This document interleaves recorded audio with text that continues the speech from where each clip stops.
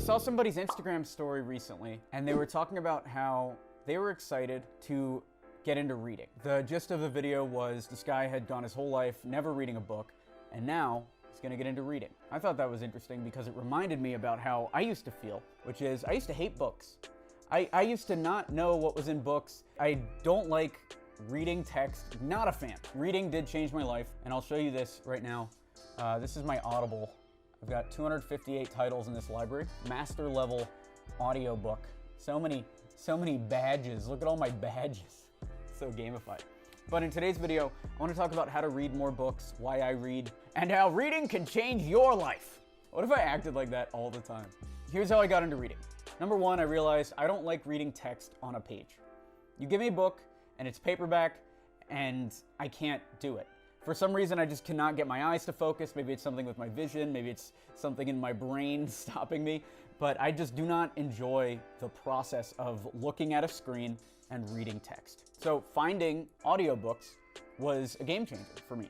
It allowed me to play books quick, 2 times or even 3 times speed, and that got me into the story enough to keep reading.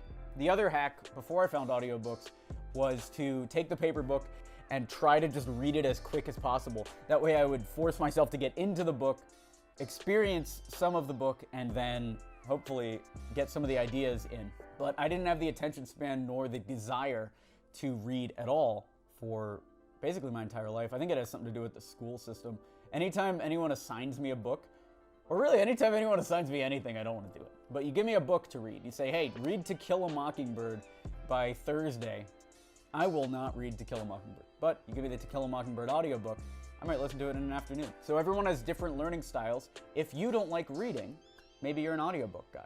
Do audiobooks have less value than real books? I would say no, because, here's number 2.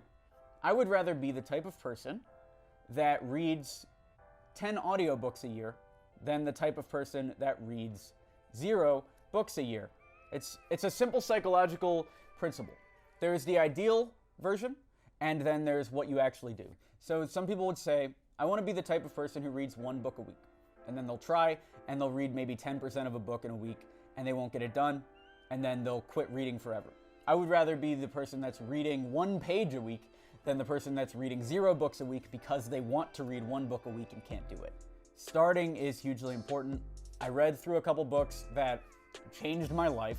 Things like 4-Hour Workweek and a lot of those Seth Godin audiobooks really opened my mind and painted a picture of the world as it is. You never really know how your mindset's going to change without it.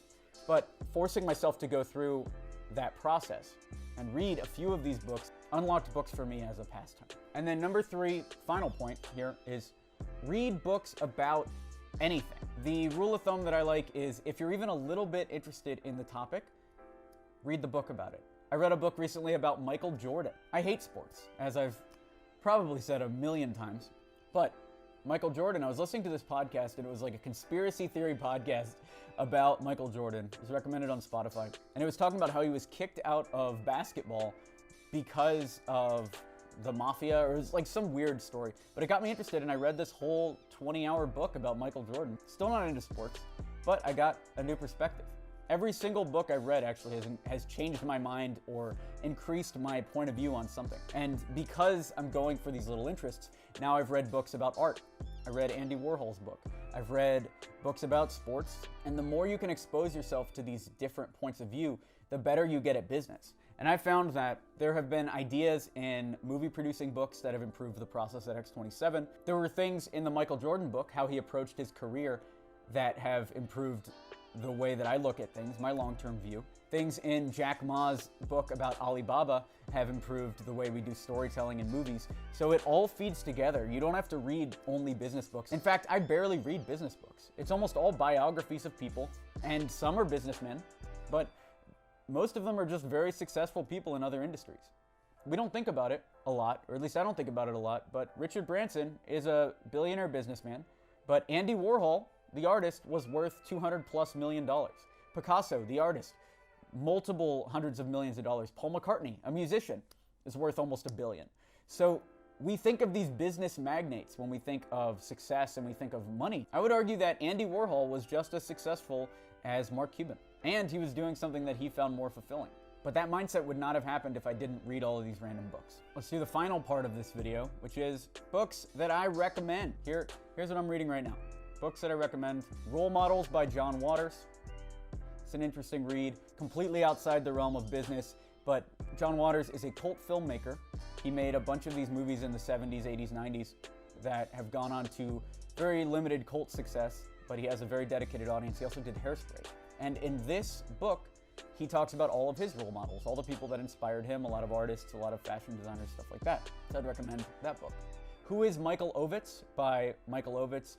He started this talent agency called Creative Artists Agency that went from nothing to basically taking over Hollywood, representing most of the major talent within a few years. And he did it just by hustling a little harder than other people and being completely dedicated to client service.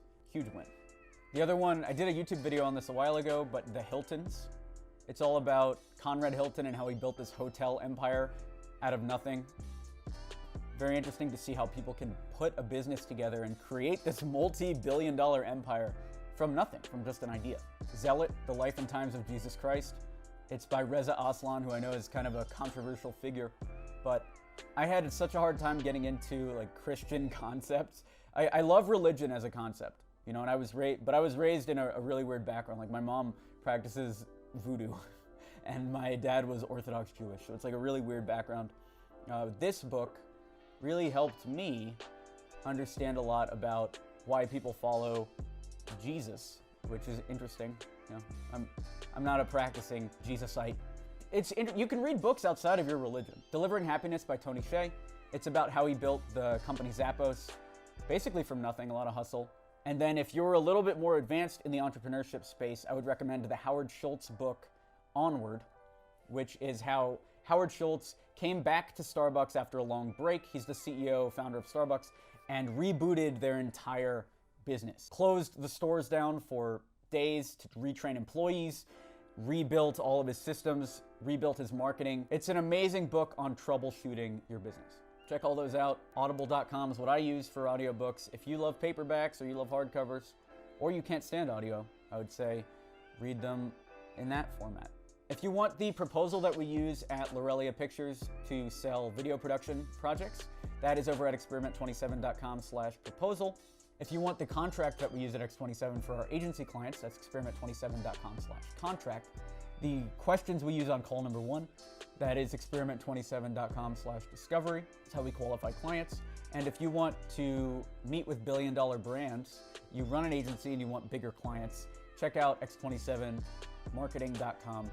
That's our services where we help these businesses meet with huge companies. Subscribe if you're not already, leave a like, leave a comment. I'd love to talk to you. Share this video if you want, and I will talk to you later. I'm Alex Berman.